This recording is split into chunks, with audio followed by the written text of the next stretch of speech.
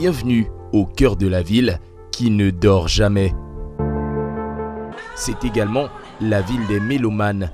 Et pour le découvrir, c'est dans les cabarets à la nuit tombée.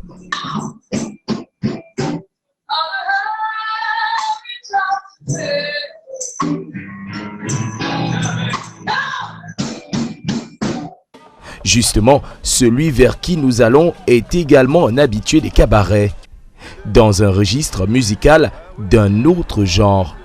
Son nom ne résonne pas beaucoup, mais sa musique, elle, parle pour lui.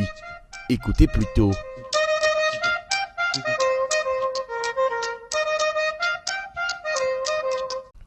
Et c'est justement sous cet air mythique que nous allons à la rencontre de notre invité.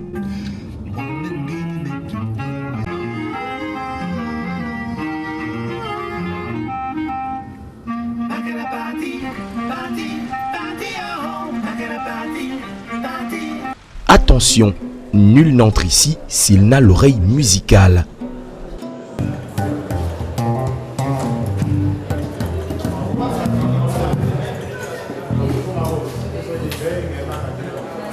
Le monsieur au fond là, oui, celui avec l'air tout sérieux, c'est Gino Sitson et c'est également notre invité. Jazzman, bassiste, auteur, compositeur, une brochette de compétences dans le domaine musical. Mais concrètement, s'il fallait le définir,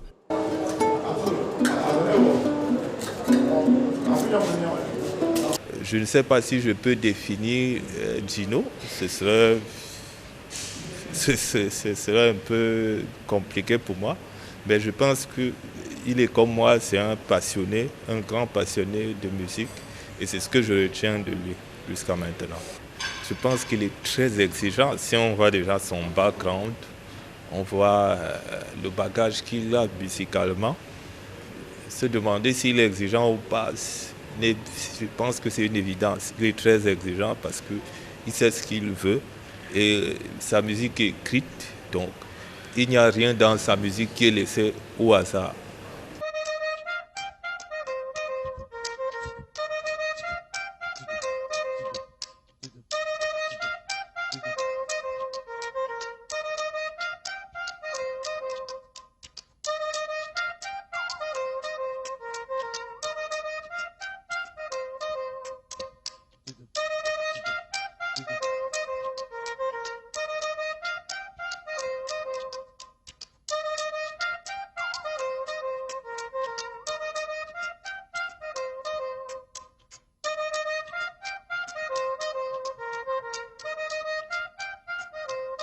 un homme qui ne laisse rien au hasard. Voilà qui définit bien Gino.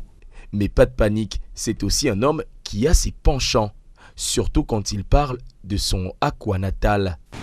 Ici c'est mon quartier, donc Aqua Bonadibon. J'ai passé une partie de mon enfance en tout cas, entre Boya et puis voilà, essentiellement ici. Voilà, ma base c'est ici. Et voilà, j'ai des souvenirs très chauds encore jusqu'à présent, dans ma tête, dans mon cœur. Là, il y avait la cathédrale où j'ai été baptisé, communié, après j'ai eu ma première communion, ma confirmation aussi. Il y a le cimetière qui est là, donc voilà, à côté. Là, il y a le stade Aqua, qui s'appelle maintenant stade Mbappé-Lépée, je crois. Voilà, donc mon papa travaillait là. Il était le responsable des mouvements de capitaux du littoral, donc au ministère des Finances, donc, et aussi à Limbé à un moment, donc voilà. Eh bien voilà un homme qui a beaucoup bougé. En Afrique, en Europe ou encore aux États-Unis. Mais lorsqu'il revient, ses différents voyages laissent place à la nostalgie. Dans son chez lui, tout ou presque a changé. Et pas qu'en bien. C'est des souvenirs qui sont bien ancrés dans ma mémoire et puis qui me donnent du relief aujourd'hui. C'est-à-dire que je sais d'où je viens. C'était un quartier très beau. Hein. Bon, il était un peu plus propre qu'avant, mais que maintenant, pardon, j'allais dire. Il était vraiment très propre. Donc maintenant, il est un peu dans un état... voilà.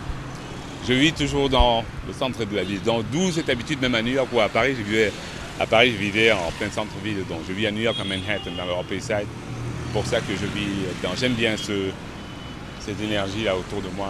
J'aime sentir ça. Ça m'inspire en fait. Ça me donne un peu de force. Ne vous fiez pas à son côté sage. Il ne l'a pas toujours été. Quand je fais un feedback dans notre enfance, c'était un enfant assez turbulent, ça il faut le dire, mais passionné du son. Il a toujours aimé la musique depuis sa première enfance. Pourtant très très brillant, il avait les capacités intellectuelles, mais le virus de la musique a gangréné son ADN.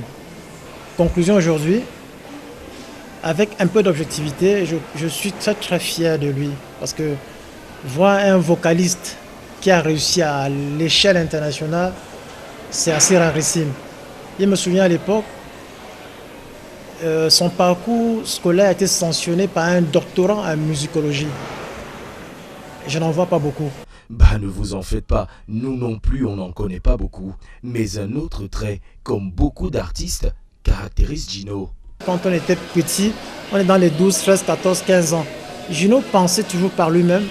En fait, c'était une boîte de Pandore qui méditait. Comme tous les grands artistes sont solitaires.